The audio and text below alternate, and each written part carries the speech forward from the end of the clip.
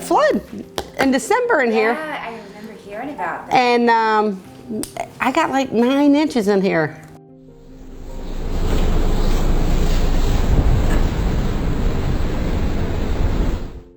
Yep. Just wading through water in a 5-ton. Oh! I'm cold. This is a 5-ton. Look how high the water is right now. How's the flooding in Crisfield? Horrible. Hate being stuck inside. Also, the flooding was pretty bad around like Woodson.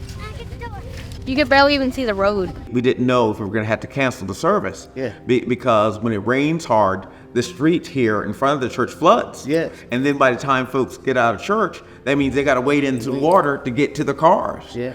It's severe. I mean, it keeps people from going to work, going to school. I mean, daily life is definitely interrupted. We've lived in the same home since 1975.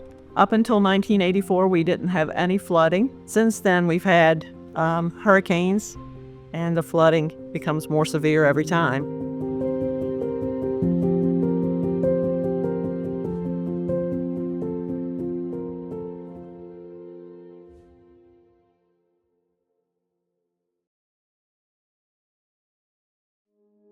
This is Goldsboro's Marine that we're at right now, and we're in the lower part, what we call the downtown area of Crisfield, Maryland.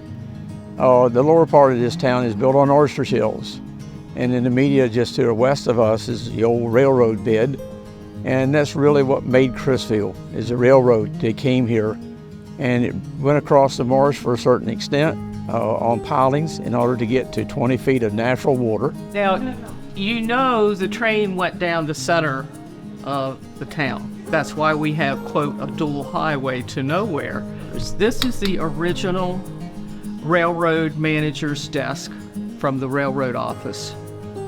When the U.S. Geological Survey surveyed the bay, there was, in the 1850s, there were huge oyster deposits in Tangier Sound. By that time, Long Island and those areas had depleted theirs, and many of those people moved here to oyster. It became a pretty thriving business. This whole section was originally marsh and water, and because of shucking the oysters and pouring the oyster shells into the water, eventually land built up. The oyster houses were built on piers and boardwalks over the water. It was never called Summers Cove, it was always called Anamessic. It was a small fishing village until 1872. Now we're getting ready to incorporate this town through the legislature of Maryland, and we do have a charter from the Maryland legislature. So therefore we needed a name. At the time, one of the lawyers that was working for the railroad, John Crisfield, was down to take a look to see how progress was going, and was apparently walking across the plank in a depot area and lost his balance and went overboard. So we were very embarrassed as a community. This gentleman who'd done so much for us, he got wet that day, so we fished him out and decided we had to have a name. The legislature required us to have a name for a city, so we called it Crisfield.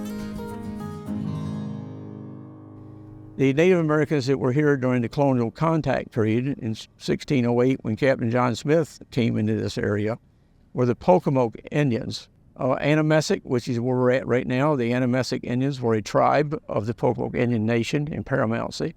It's important to realize what happened, because as we make fishing traps today, we make duck decoys today. They were all here.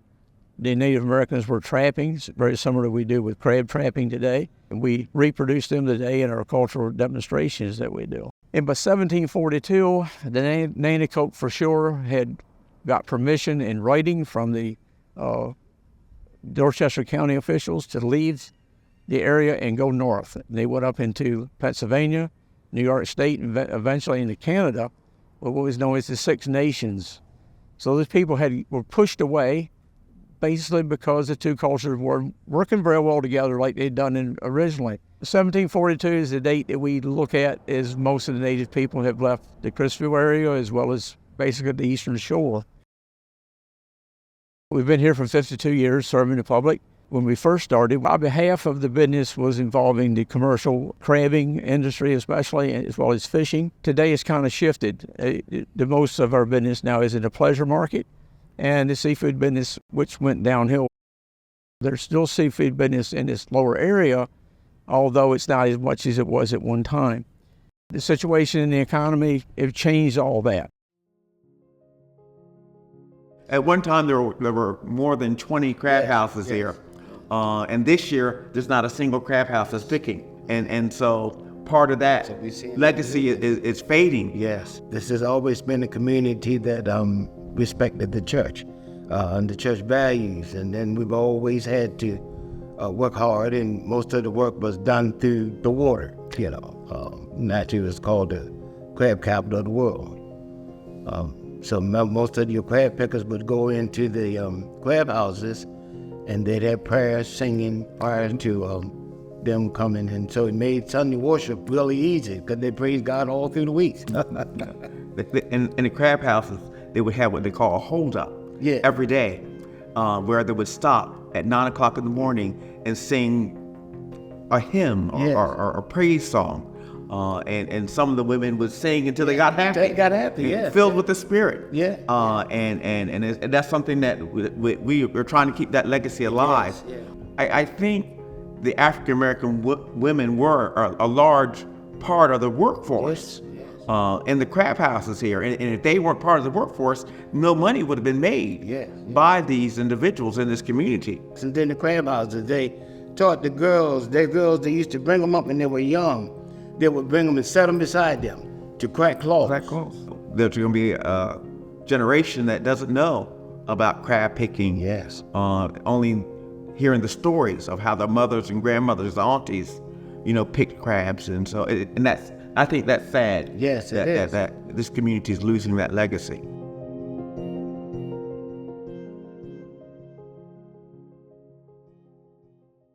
The only thing Crisfield is known better for than seafood is flooding, and we are still dealing with a bit of the impacts of Tropical Storm Ophelia from over the weekend, but folks here are not letting that put a damper on this day. The irony of this year's Miss Crustacean wading through floodwaters did not faze Marissa Burke. I honestly don't mind. My dad's a waterman, so I grew up doing stuff with the water, and as much as I'm just here to help my town as much as I can. Well, thank God for Facebook memories. You can go back on your memories and you can see when the tides are and this, that, and the other, and the higher tides. And it's almost coming down to the day when you can see the flooding. So like on October the 29th when we had Sandy, every year since then we've had flooding. Not Sandy flooding, but we've had flooding where it's been more water than normal. Our community has flooded quite a bit. Even Hurricane Hazel back in the 1950s was pretty bad on this town. We had a lot of wind, we had a lot of water. But the water seems to be getting worse. And also between Smith Island and Tangier, there was actual land at one time. That land is pretty well gone now. So from the mouth of the Potomac River, it's a straight shot all the way across the bay. So when we have these storms like Sandy that bring that wind out of the northwest at close to 100 miles an hour, and the moon phase is causing an astronomically high tide, we're in real trouble. Something's definitely happening. I've seen it in my lifetime. Over 75 years, you can actually see something that's happening. So it's real. Flooding has dramatically impacted our resource capacity. And one of the biggest ways that it's impacted the city's capacity is if residents and businesses leave because of flooding, that impacts our tax revenue. Although our tax revenue may decrease, operating the wastewater treatment plant does not decrease. Operating stormwater maintenance doesn't decrease. All those requirements remain on the city, but then there's less funding to make them happen. Yeah, we were affected by the last flood that we had. I believe it was 2 years ago. It was really, really bad. And we had about $16,000 in damaging sneakers and clothes and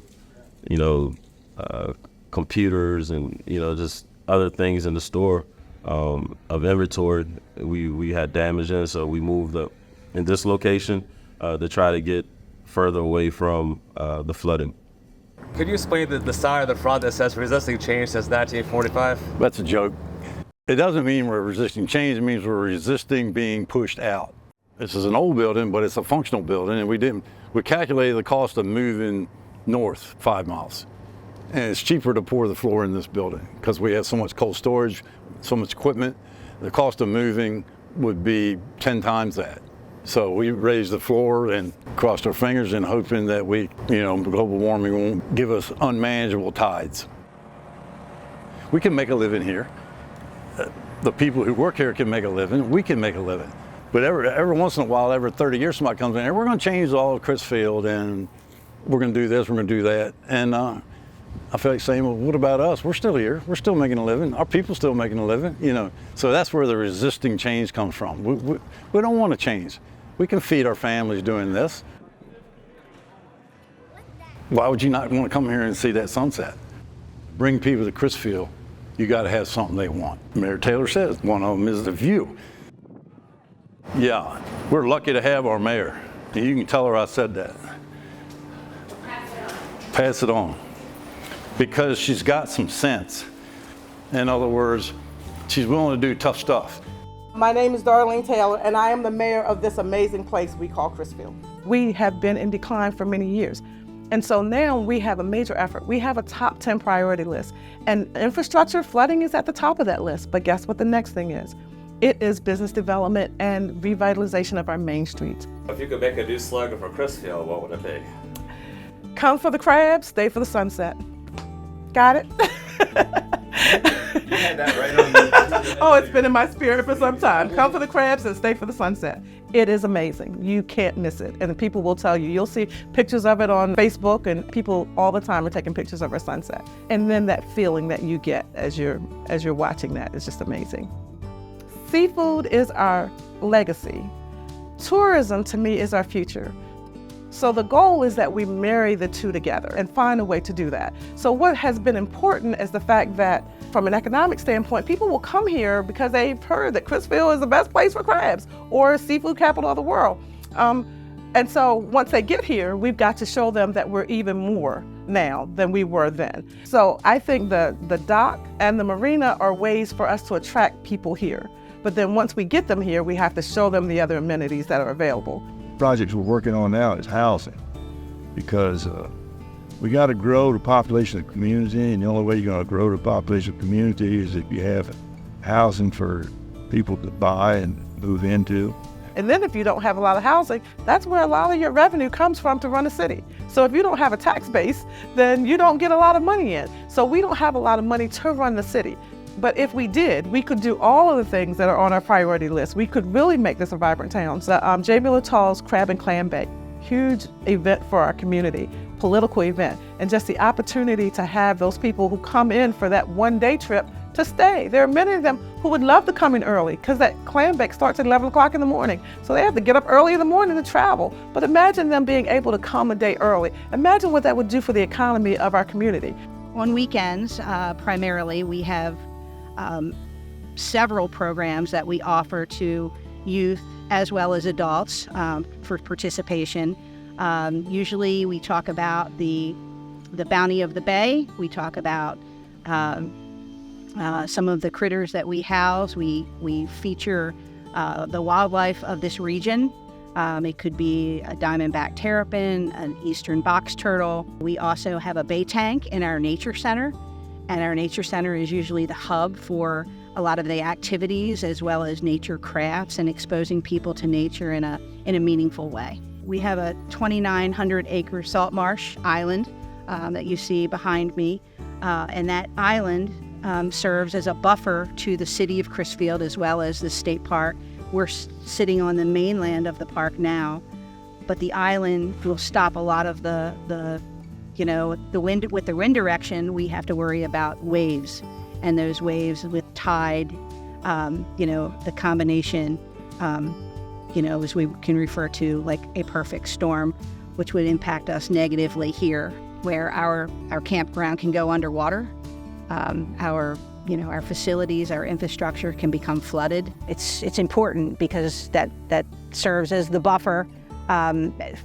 So the city or the park mainland doesn't take a direct hit. So when people come here, I think that often they want to know what there is, the local amenities, and our staff does an amazing job of driving traffic into the city, basically telling them what they should experience, whether it be boats loading and offloading that are going to Tangier and Smith Islands, local eatery, the gift shops, the restaurants, the museum in town, and basically the feel of what is in the city, what they're going to experience.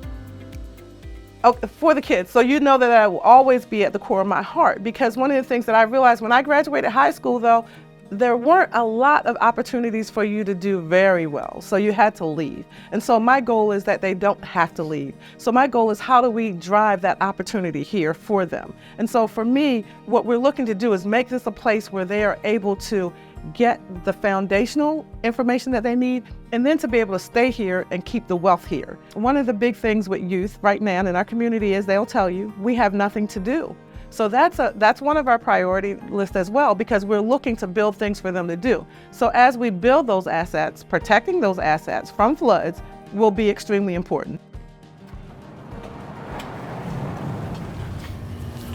I mean, the oyster beds are right there, and they're very prolific, very productive, and they're a resource for Somerset County. So you could have as long as they hold out, you could have a thriving oyster industry here for decades. But I think it's possible to have a long-term sustainable business here. One of the worries was the tongers and the crabbers are getting older. A lot of them are my age, in their 60s. But in the last 5 years, there's been a group of younger watermen. They saw that they could make money tonging oysters. They've taken up licenses that their dad had or that their cousin had, and they've gone back working on oysters in the wintertime. We've had more local tongers here than we have in 20 years ago. There were almost nobody left doing it. Now, all of a sudden, we've got a fairly decent workforce.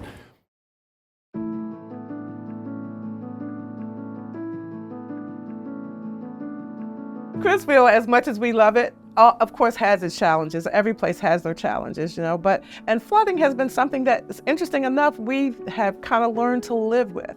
But we know that it can be a barrier, to companies and places that are looking at us for opportunities. So when I grew up, we had flooding. It was just a fact of life. But now we see that that's much more frequent. The infrastructure associated with flooding has always been a big deal. We made it one of our top priorities. In the past, it was a priority. I do know that with past administrations, because they put a lot of money towards it. And then we came in looking for what are some ways that we can improve that issue. It is just amazing the support that we are getting. When I took office, one of the first things I said to who was then the city inspector, I said, okay, so what can we do? I need to understand this flooding issue better. So what was said to me was, okay, you will never stop the water from coming in. The most you can do is figure out how quickly you can get the water out. So think about that. That's been the mentality for as long as I can remember. So imagine suddenly being told there is an opportunity to slow that water down so that there are times that it will not come in the way that it did in the past. So imagine that. So I had never, thought that that was even a possibility. So that's where we are today. We're going to have to learn to live with it. We're going to have to learn to do whatever we can to get the water away. We can't always stop it from coming in. And I think we need to look at expanding the town further north up. It was in a flood area, but it's much higher than down here. And, the fire companies and ambulance squads and things like that can be a little further north. So we got to think about that. As the Reverend said, this was a thriving community. And it was a community that took care of themselves. Now, I found out that over the years, that whenever devastation hit, all colors come together. As soon as we get back on our feet, they boom, right back again. Yeah, that's the truth, Honestly, I think the biggest thing I would like to see the town do is for the people to come more together, because I think that's what's really kind of holding us back. It stops us from getting things done. It stops us from growing at the capacity that other towns here locally have been able to grow at. Obviously, we're in Somerset County, which is the most impoverished county in the state of Maryland. However, I think that if as a town, we can learn to work together, to help each other, to support one another. You know, I think there's no limits on what we can do here because, you know, this town has so much potential, you know. But again, as a whole, as a community, we have to work together to try to lift this town up to its capabilities. Crisfield here on the Lower Eastern Shore is definitely one of those communities that's up against some pretty significant challenges. It is quite a special and unique place here in Maryland. It really is the bedrock of what we celebrate as Chesapeake culture. There's so much history, and it's sitting in this amazing environment that's surrounded by the Tangier Sound, the Chesapeake Bay, and all these incredible marshes that are an important part of this Eastern Shore landscape. One of the first projects that we were awarded was a direct technical assistance grant through FEMA. And so then they wanted to look at what things can be done, you know, to help with climate resiliency. Okay, and then maybe a month later, we're hearing from the EPA. You know, we have this tool that you could look at some things about resiliency. So all of these major projects are starting to occur, and I'm thinking, this is amazing. But you really got to have input from citizens. There's people in this community that know every single ditch and where it's broke and where the flood gate is. And I know you have engineers and everything, but you got to reach out. We've been fighting this for years and trying to get something done, and it's just got to get together with the county, and also because that really affects property in our area, Crisfield, Valneck, and Somerset. As far as, you know, waterfront communities across the country, do you think Crisfield's, like, in terms of planning for the future, do you think Crisfield's on the front end of those innovations? We're the model. We're the model. We will be the model for saying, here is a place worth saving. And look at the effort that's being put into saving this place. And then look at what that benefit is going to be at the end of the day. You will have just an amazing place for people to be able to enjoy and to come and to relax and to live. We're at the beaches. We have access to water, 3 sides of us. You got access to the bay. You got access to the shipping channel that goes to Baltimore. And there's a lot of opportunity here. It's just got to be unlocked. I am just so grateful that there's so much interest and opportunity as far as Crisfield's concerned. Anybody that you talk to, anybody that comes here automatically sees the potential. You have to experience Crisfield. I can't tell you, I can't even put in words the feeling here, but if you come once, you drink the water, you'll buy a house. And you absolutely keep coming. It's a draw. There is definitely a draw to this community, and I have been to a number of places, but there's no place like home.